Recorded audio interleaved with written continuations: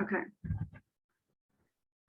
So first of all, thank you for joining my presentation. Our project is called EMOTE, an interactive online tool for designing real-time emotional AR visualizations.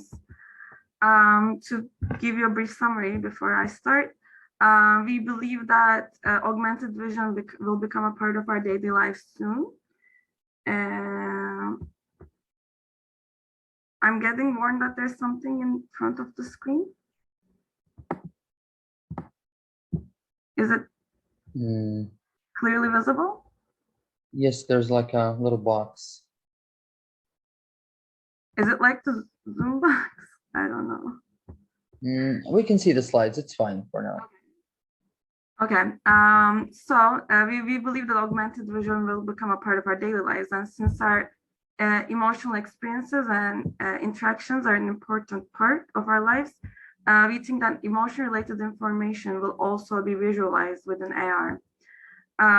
And this can especially be useful for people who have challenges regarding expression and reading of emotions. In an earlier work, we came up with a framework on designing affective visualizations in AR. And then in this work, we present EMOTE, an online website and an interactive tool that showcases this framework to guide designers while designing emotion visualizations for AR. And to evaluate it, we conducted an online workshop with 24 participants, and we will be sharing our insights. So like I said earlier, we think emotions will be in AR as visualizations, and emotion visualization has been studied in HCR literature for a while now. It has been studied within VR as wearables, as part of 2D UIs, tangibles. There's a lot of variety, but not so much in AR. And one important aspect when designing affective visualizations is choosing how to work with emotions, how to define emotions. There are two common approaches to this in the literature. One is the categorical approach, where emotions are referred with labels, like how we use them in daily life, like happiness and sadness. And the other approach is dimensional, where emotions are broken down into components. And for example, in one of the most common dimensional models, Russell's short complex model of affect, emotions are defined by two dimensions, valence and arousal. Valence defines how pleasant an emotional state it is, and arousal defines how active it is.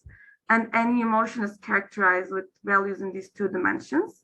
In the middle, you can see a mapping of the labels and the dimensional model. It helps understand, but it's not like an absolute mapping. Dimensional model is a bit more fluid and flexible. In parallel, augmented and mixed reality has been becoming more common and accessible. On the left, you can see some of mixed reality devices like HoloLens and Magic Leap that are currently available, but not comfortable enough to be used all throughout the day. And on the right, you can see mobile AR examples that are more accessible, but they require using putting the mobile device in front of the user. Most commonly, we use, I think, AR filters and social media applications like Snapchat and Instagram. And there are also AR games like Pokemon Go, which was popular some years ago. A relevant field is affective computing. So when we're imagining visualizing emotions in AR, we're talking about a system that preferably works automatically, which requires automatic detection of emotions. And currently, facial emotion recognition is actually working pretty well. There are commercial solutions like Microsoft's Azure, but emotion recognition also, like how we were talking about at the end of the other previous presentation, can also be detected from posture, speech, voice, physiological signals such as heart rates or sweating. Emotion expression and synthesis is another topic affective computing deals with, but that's not so relevant to us. So affective AR sort of stands in the interaction of these fields of emotion visualization, affective computing, and augmented and mixed reality. And by affective AR, I mean a system that recognizes users' emotions and visualizes them within AR. And on the right, it's an example of a system that is actually built to position augmented reality visuals. But one of the demo projects they made was on recognizing emotions and putting emojis on top of people. On the left, we see a more abstract approach. And the abstract approach is actually what we focused on the most. In an earlier work, we conducted a series of workshops to see how people tend to visualize, like to see emotions in AR, as you can see on the left, in relation to space and in relation to people. And on the right, we see people's visualizations of emotions as abstract compositions. Based on these workshops, we came up with a framework that we think might help the design process and inform the designers.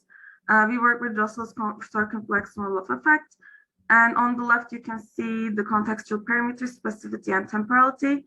We think these two are important in terms of, and depending on use cases, you might want to visualize a person's, an individual's emotional state, or a group's. For example, when you're performing, you might want to see an audience's emotional state as a whole.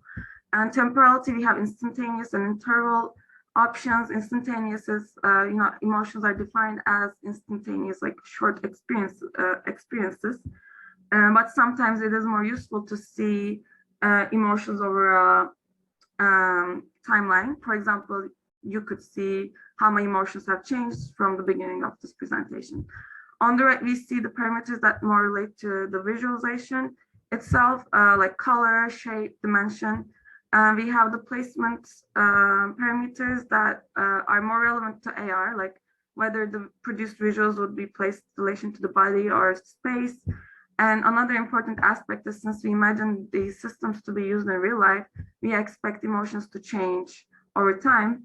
And it is important for designers to think how different emotions will be visualized and how they will transition from one to the other. So we came up with this framework, but then we realized it's not very accessible. It's it's in written format, and when we sort of tested it with people, it wasn't so easy to understand. So we built EMOTE, a website which introduces the framework. As you can see, this is a capture, and it also, like I said earlier, has an interactive design part that will be shown in a bit, where we visualize how different choices and different parameters might look like. It's gonna come there in a second. So you can choose how emotions will change. These are very basic visualizations that we think might guide people, help them understand the framework, and hopefully inspire them. Since I don't have a lot of time, I'm gonna pass, but maybe I'll come back to this later so you can see a little bit more. You can make choices like this. So to evaluate EMOTE and the framework, we designed an online workshop.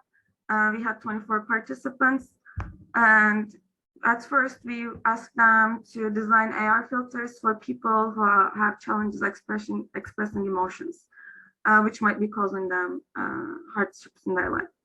And then we asked them, after producing the first round of visuals, we asked them to check out the website and familiarize themselves with the framework. And then we asked them to design another set of visuals. We asked them some questions at the end of the workshop, and with an online survey. So you can see for participants visualizations before and after looking at EMOTE. And some observations we made were that the visualizations became more abstract, the placement was spread more around the body, the variety of shapes and colors increased, and visualizations were designed in a more dynamic way. And in the first exercise, they all used the categorical approach, but after learning about the framework, some of them also included the dimensional model in their designs.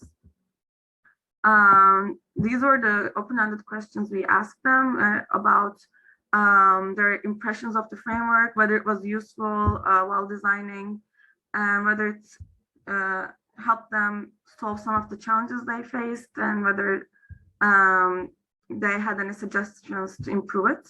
and what use cases they thought the emotion-based visualizations would be useful. And our analysis showed that looking at the framework and the emotes triggered reflection on emotional states, experiences, and interactions, and how they can be visualized. It encouraged the use of more visual attributes, and the visuals in their descriptions, when they explained their design ideas, they were more strongly connected to emotional states.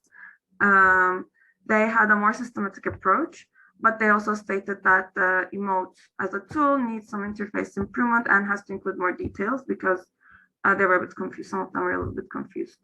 And potential use cases were stated as improving communication and empathy, overcoming language barrier, some professional cases like monitoring suspects, research like psychology research, for, as we said earlier, people who have difficulty describing their personal emotions, for entertainment purposes, and potentially for other representations in virtual reality and mixed reality. We had some quantitative questions about helpfulness of the framework and the comprehensiveness of the framework. They found it moderately helpful, mostly on average, and somewhat adequate.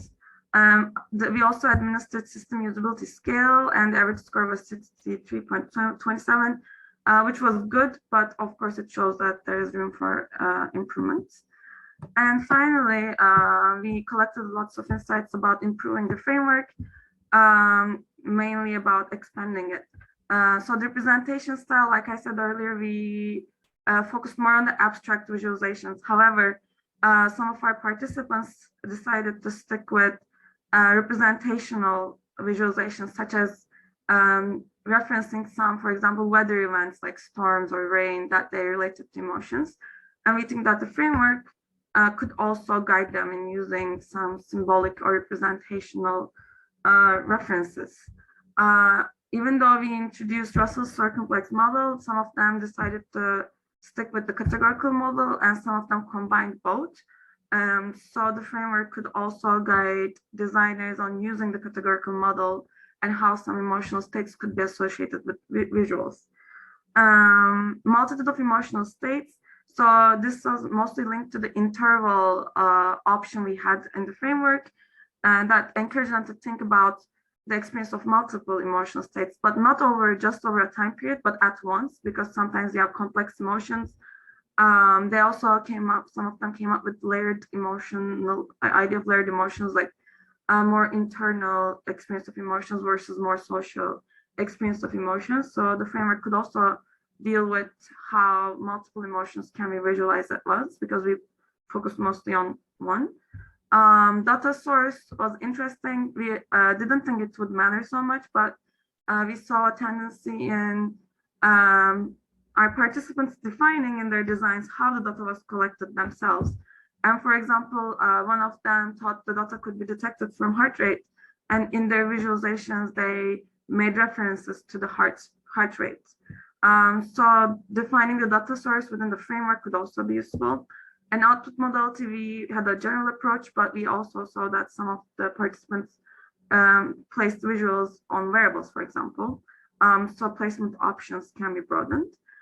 Standardization, some of the participants had concerns about everybody being able to understand the emotional states, and we think this is use case dependent. For example, for more creative applications or where self-expression matters, customization matters more, but for clear and fast communication, standardization could also be useful. So we think the framework can also make references to existing literature on, let's say, mappings between colors and emotions that exist in psychology.